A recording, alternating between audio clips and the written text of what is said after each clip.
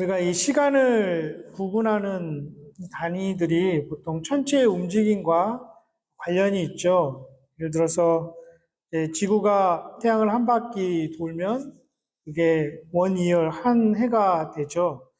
그리고 달이 지구를 한 바퀴 돌면 그것이 한 달이죠. 그래서 한문으로도 월, 그 달을 달 월자를 씁니다. 그 지구가 중심축으로 자전을 해서 이렇게 한 바퀴가 돌면 하루라고 우리가 합니다. 그런데 이 일주일 단위, 위크, 7일은 어떻게 구분이 되었을까요?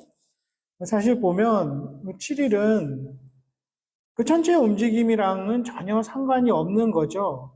그거는 오직 그 성경에 이제 근거를 두고 있습니다. 구약 성경 창세기에 하나님께서 6일 동안 세상과 사람을 만드시고 7일째 쉬셨다, 안식하셨다는 말씀이 기록되어 있습니다. 천체와 전혀 그런 것과 상관없이 인위적으로, 실질적으로 하나님이 그렇게 권위를 가지고 이렇게 만드신 거죠. 근데 그거를 지금까지도 전 세계 사람들이 다 사용하고 있습니다. 어찌 보면 달리 설명할 길이 없는 좀 수수께끼 같은 것인데 당연하다고 생각하고 살아왔는데 가만 생각해 보면 안식일 하나님이 정해놓으신 그 규정 이외에는 달리 설명할 길이 없는 것이죠. 5일도 아니고 10일도 아니고 일주일 단위로 그런 거는 어떤 자연현상에서도 찾을 수가 없는 것이죠. 그래서 어떤 신학자는 그 안식일은 우리 사람의 그 삶에 그 창조주께서 새겨 넣으신 인장과 같다. 이렇게 얘기하는 사람이 있습니다. 안식일 규정이 어디서 나왔을까? 모세, 아브라함 훨씬 그 전부터 있었던 것이죠. 창조 때부터 있었습니다. 그러고 보면 그때 율법이 생기기도 전에 하나님께서 두 가지 제도를 이미 확립하신 거죠. 하나는 결혼 제도죠. 한 남자와 한 여자의 결합. 그리고 또 하나가 이 7일째 되는 날 쉬게 하신 안식일 규정입니다. 그러고 보면 결혼과 이 안식일 규정이 사람들의 삶의 가장 기본이 되는 가장 중요한 이런 율례가 아닐까 싶습니다. 창세기 2장 2절 3절에 이렇게 기록되어 있습니다. 하나님이 그가 하시던 일을 일곱째 날에 마치시니 그가 하시던 모든 일을 그치고 일곱째 날에 안식하시니라. 하나님이 그 일곱째 날을 복되게 하사 거룩하게 하셨으니 이는 하나님이 그 창조하시며 만드시던 모든 일을 마치시고 그날에 안식하셨음이라. 이렇게 되어 있습니다. 그런데 6일 동안 하나님께서 세상과 사람을 만드신 그 기록이 창세기 1장에 쭉 나옵니다. 그리고 그 하루하루 지날 때마다 반드시 끝에 이렇게 끝나죠. 저녁이 되고 아침이 되니 이렇게 쭉 그런 표현들이 나옵니다. 그리고 여섯째 날 끝날 때에도 저녁이 되고 아침이 되니 이는 일곱째 날이니라. 그런데 이제 일곱째 날이 이제 끝나고 그 다음에 여덟째 날에 대한 언급이 전혀 없습니다. 그리고 일곱째 날이 끝났다 이런 기록도 없습니다. 이 부분을 가지고 아더 핑크라는 신학자는 이렇게 주장합니다. 그렇게 하나님께서 완전 일곱째 날 이후에는 끝났다, 마쳤다, 다음 날에 대한 언급이 없는 것은 분명한 이유가 있다. 그 이유는 무엇이냐면 역사가 지속되는 한 안식일이 끊이지 않고 계속해서 지켜나가게 될 중요한 날이라는 것을 암시하는 것이다. 이렇게 해석하기도 합니다. 좀 인상적이죠? 그 후에 이제 시간이 참 많이 흘렀습니다. 그리고 하나님이 이스라엘 민족을 애굽에서 불러내시고 시냅산, 호렙산이라고도 하죠. 거기서 십계명을 주실 때에 다시 한번 이 안식일의 중요성을 말씀하시죠. 엄중하게 말씀하십니다. 거룩하게 잘 지켜라. 그리고 그렇게 지키는 자에게 복을 주시고 또 그렇지 못한 자를 심판할 것도 분명히 말씀하십니다. 이 안식일에 대한 규례가 십계명에 들어있죠. 네 번째 계명입니다. 이 십계명은 다른 율법과는 조금 큰 차이가 있습니다. 사실은.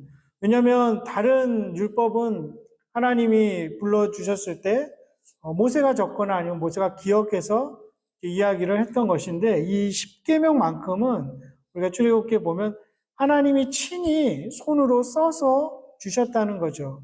그리고 이 십계명이 반포될 때 우레와 번개와 지진이 동반된 굉장히 엄숙한 상황에서 반포된 것을 알게 됩니다. 그리고 유난히 이제 이 네 계명, 네 번째 계명, 안식일에 대한 그 계명은 조금 길고 상세합니다. 무려 4절에 걸쳐서 출애굽기 20장 8절에서 11절까지 쭉 기록되어 있습니다. 그리고 이 십계명은 변하지 않죠. 예를 들어서 의식에 관한 제도는 변합니다. 우리가 동물 제사를 생각해 보면 우리가 지금 동물을 잡아와서 여기서 죽이고 피를 뿌리고 이런 의식을 행하지는 않습니다. 예수께서 다 이루셨기 때문이죠. 근데 이 십계명만큼은 사실 변하지 않죠. 살인이나 간음이나 도둑질, 거짓말, 하나님에 대한 그런 사람들의 태도가 변하지 않는 것이죠.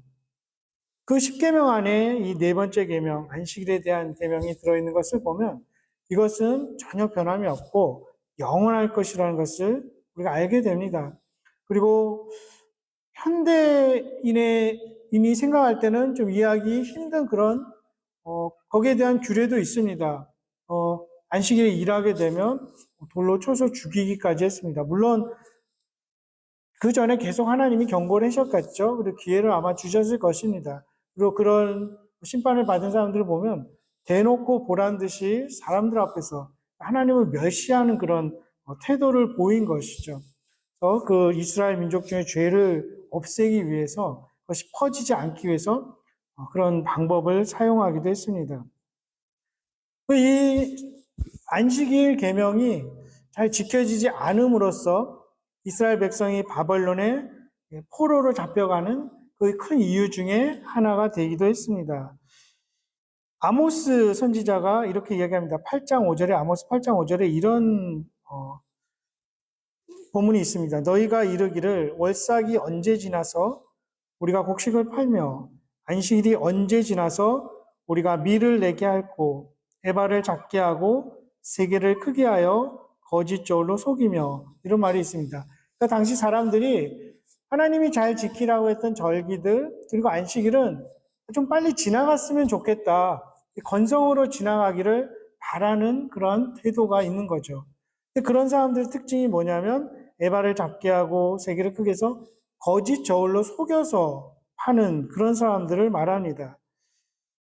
하나님께서 잘 지키라고 명하신 그 안식일 멸시하는 그 태도가 불의한 삶의 모습으로 드러나는 것을 보게 됩니다.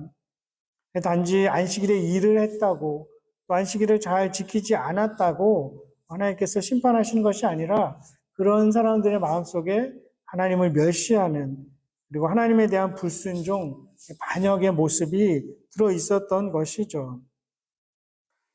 반면에 안식일을 잘 지키면 이스라엘 백성에게 복을 약속하시기도 하셨죠. 그리고 당시에 종교적인 개혁이 일어날 때 그리고 이스라엘 민족이 회복되고 할 때 안식일 규정들이 잘 지켜졌던 것을 알게 됩니다. 그런데 이 신약 시대에 사는 우리 그리스도인들이 이 구약의 안식일대로 지키지는 않습니다. 사실은 구약의 그 안식일은 그리고 우리가 이제 캐나다에 살면서 접하게 되는 그 유대인들이 지키는 안식일은 아시는 것처럼 금요일 저녁에 해 질 때부터 그 다음날 토요일 해 질 때까지를 말하고 있습니다. 그때 우리가 거룩한 날로 지키진 않습니다. 아마 거기에는 여러 가지 이유가 있을 텐데 가장 중요한 이유는 예수님께서 이 땅에 오셔서 부활하셔서 모든 율법을 새롭게 하시고 완성하셨기 때문이죠. 예수님 오늘 말씀하시는 것처럼 그 안식일의 주인이 인자다. 다니엘서에 나오는 그 표현, 하나님의 아들인 다다. 이렇게 말씀하시기 때문인 것이죠. 그래서 안식일 자체가 그 정신이 폐지된 것은 아니지만 주의를 통해서 새롭게 지켜지고 있습니다. 요한복음 20장 19절에 보면 예수님이 제자들에게 처음 나타나신 그 날도 안식 후 첫날 이렇게 되어 있습니다. 지금의 주일, 썬데이를 말하죠. 그리고 사도행전 20장, 고린도전서 16장 에도 보면 초대 교회 사람들이 한 주간에 시작하는 지금의 주일을 거룩한 날로 지킨 것을 알게 됩니다. 그리고 이 요한복음을 쓴 사도 요한이 쓴 다른 책 요한계시록 1장 10절에도 계시를 받은 날에 주의 날 이렇게 표현합니다. 안식일 이런 표현을 쓰지 않는 것이죠. 그러니까 어느 때부턴가 신약의 그리스도인들이 안식일 대신 주일을 지키면서 살아온 것을 알게 됩니다. 하지만 그들이 지혜를 발휘했던 거죠. 오늘부터 이제 안식일을 안 지키고 주의 날, 안식 후 첫날을 거룩한 날로 우리는 지키겠다. 이런 선언을 하거나 제정을 갑자기 한 것은 아닙니다. 만약에 그렇게 됐다면 같은 유대인들 안에서 또 불필요한 그런 반감이 일어날 수 있겠죠. 필요하지 않은 논쟁을 야기했을 수 있습니다. 그래서 서서히 사람들을 강요하지 않으면서도 어느 순간부터인가 그 주의를 안식일처럼 거룩하게 지키는 것이 확고하게 자리를 잡아갔던 것입니다.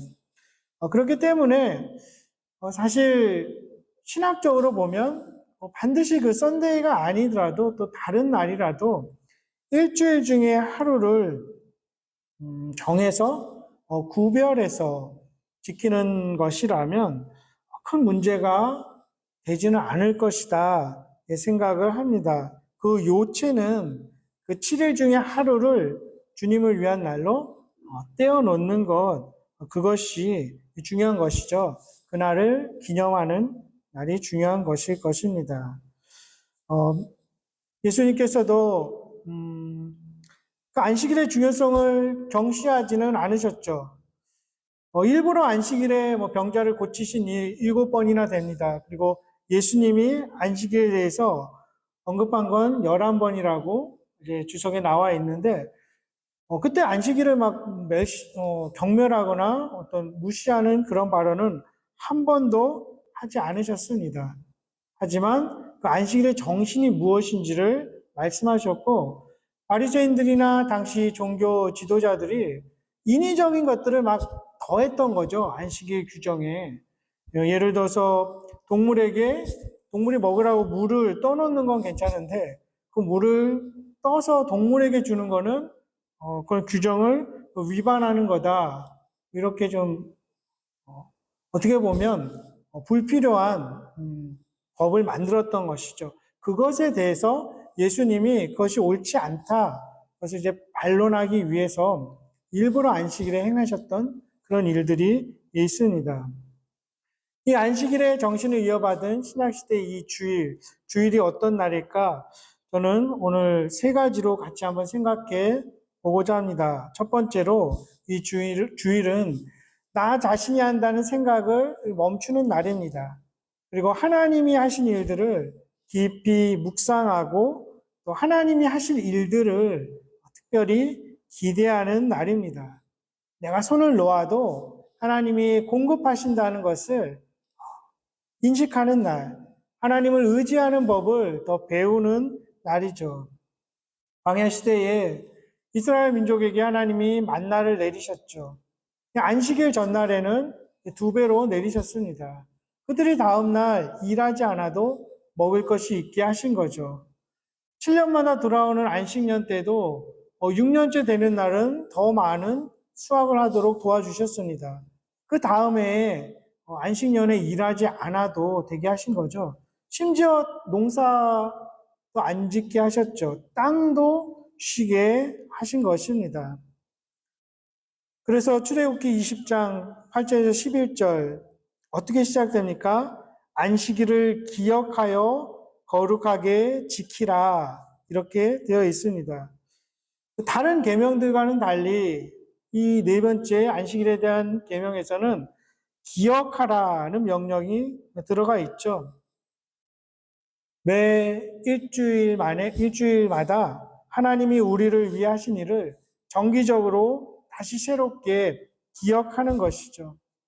유한한 인간의 한계를 넘어서 하나님만이 하실 수 있는 그러한 일들을 기억하고 기념하는 날입니다. 그리고 하나님이 이루실 일을 기대하는, 그리고 그것들을 바라고 기다리는 날입니다. 존 칼뱅은 이렇게 이야기합니다.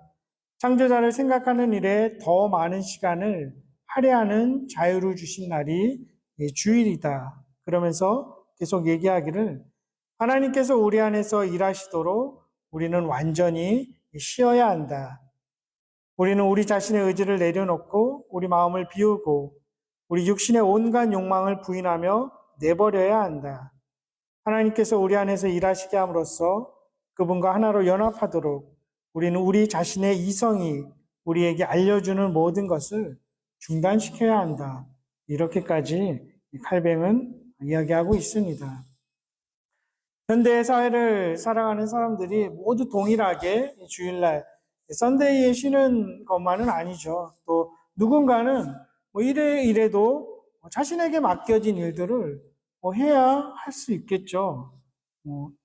소방수들도 그렇고 경찰들도 그렇고 군인들도 그렇고 또 시프트가 돌아가는 일들 가운데서 주일날 일해야 될 때도 있을 것입니다. 하지만 중요한 요체는 일주일 중에 하루를 자신이 하던 일을 멈추는 것. 그래서 하나님이 먹이시고 공급하시고 우리를 위해 일하심을 특별히 깊이 묵상하고 기억하는 날은 반드시 필요하다고 할 것입니다. 두 번째로 주일은 다른 이들의 영혼을 살리는 일, 즉 영원한 안식을 주는 일을 하는 날입니다. 하나님이 안식일 규정을 말씀하실 때 너가 쉴 뿐만 아니라 너의 자녀들, 그리고 너와 함께 있는 손님들, 그리고 심지어 너가 가지고 있는 가축들, 종들도 다 쉬게 하라 말씀하시죠. 지금도 그런 게 있겠지만 고대 사회에서 가장, 또 사장, 그 리더급에 있는 사람이 먼저 솔선수범해서 이렇게 딱 쉬지 않으면 어떻게 밑에 있는 사람들이 편하게 온전히 쉴 수 있겠습니까? 먼저 본을 보여야 되는 것이죠. 출애굽할 때 이 이스라엘 민족은 그것이 잘 본의 아니게 지켜지지 않았던 것을 우리가 알게 됩니다. 출애굽기 5장에도 그리고 9장에도 하나님이 모세와 아론을 통해서 바로에게 뭐라고 말씀하십니까? 내 백성을 보내라. 그러면 그들이 광야에서 내 앞에서 절기를 지킬 것이다. 이미 모세 율법이 주어지기 전에 쉬는 그런 안식의 절기가 있었던 것이죠. 9장에도 그렇게 말씀하시죠. 내 백성을 보내라. 그들이 나를 그때 섬길 것이다. 이렇게 이야기를 합니다. 그 수백 년 동안 이스라엘 민족은 노예로 살면서 쉬지 못했던 것이죠. 안식일을 지키지 못했던 것입니다. 그들을 감독하는 자들이 무자비하게 끊임없이 일만 하도록 비참하게 살아가도록 만든 것이죠. 거기에 대한 바로의 대답이 무엇입니까? 모세와 아론아, 너희가 어찌하여 백성의 노역을 쉬게 하려느냐? 가서 너희의 노역이나 하라. 바로가 또 이르되 이제 이 땅의 백성이 많아졌거늘 너희가 그들로 노역을 쉬게 하는도다.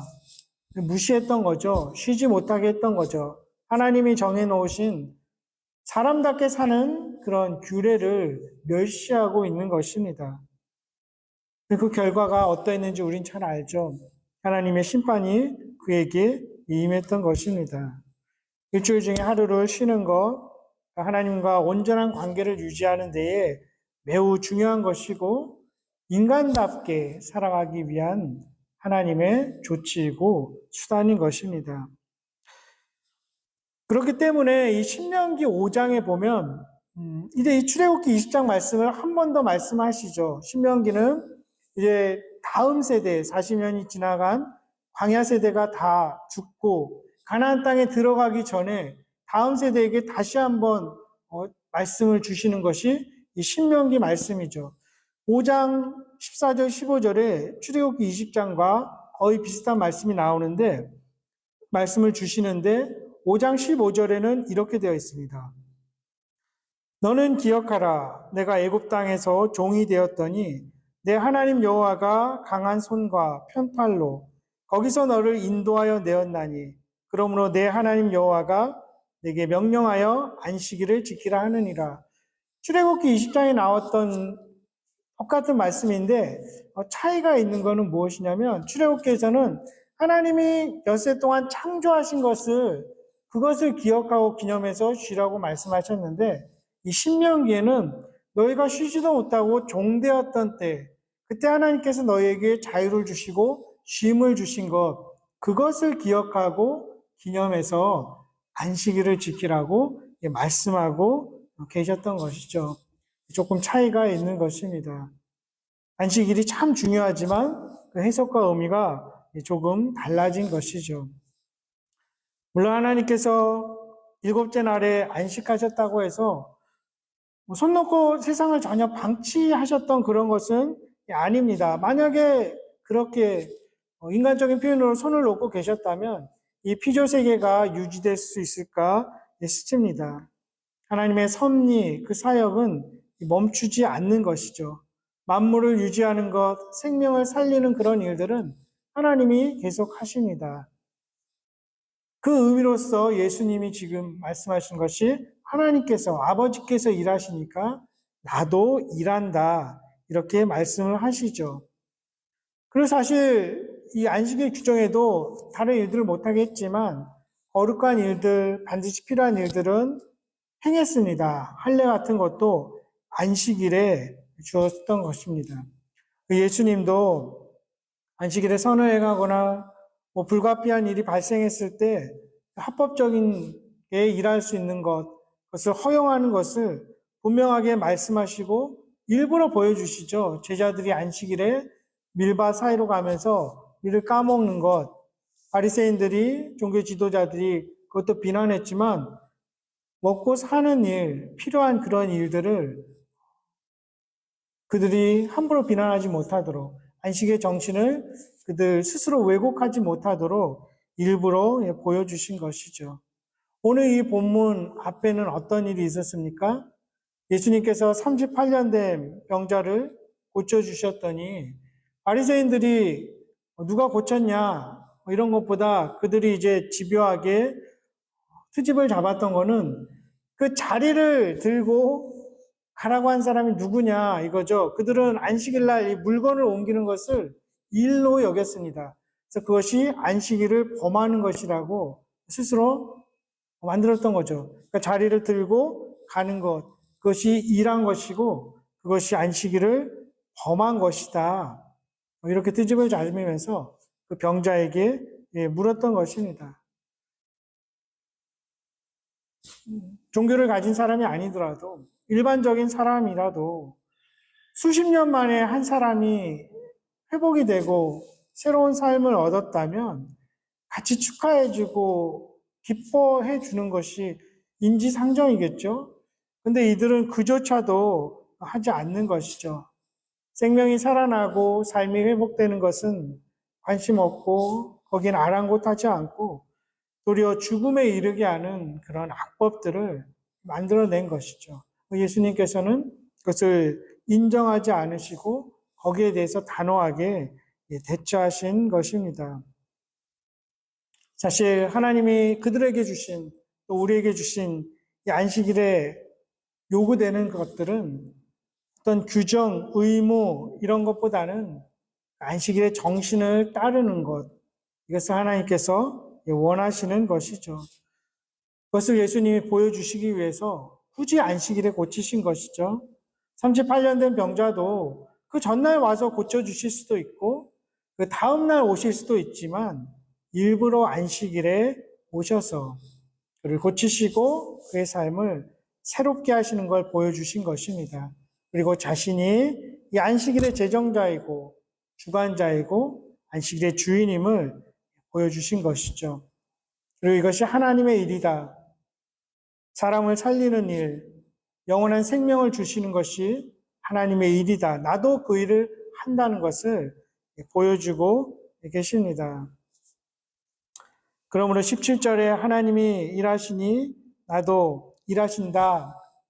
이 주님의 가르침 그리고 그 본을 따라서 우리가 주의를 지키는 현대 그리스도인들이 실천해 볼 수 있는 것, 적용해 볼 수 있는 것이 있다면 어떤 형태로든 작은 실천으로든 생명을 살리고 다른 이들을 돕는 것이 아닐까 이거 한번 묵상해 볼 수 있을 것입니다. 그리고 그것이 세상을 또한 하나님이 이처럼 사랑하신 세상을 살리는 일이 될 것입니다.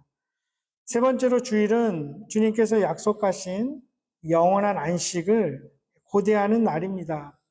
이 세상에서의 고단한 삶을 잠시 중단하고 주님께서 이제 다시 오셔서 영원한 안식처로 우리를 이끄시겠다는 그 약속을 새롭게 붙드는 날이죠. 그것을 기억하고 인식하는 날입니다. 그리고 그것을 예표하는 날이죠. 그것이 히브리서에 또한 요한계시록에 영원한 안식에 대해서 말하고 있습니다. 숫자 7이 성경에서 완전한 수를 상징하지 않습니까? 7일째 되는 날 안식하셨다. 그럼 6일 동안은 열심히 일하는 것이죠. 이 세상을, 이 땅을 살아가는 우리는 6일을 지금 살아가고 있다는 것과 같을 것입니다. 영원한 안식이 있는 그 7일을 기다리면서 살아가고 있는 것이죠.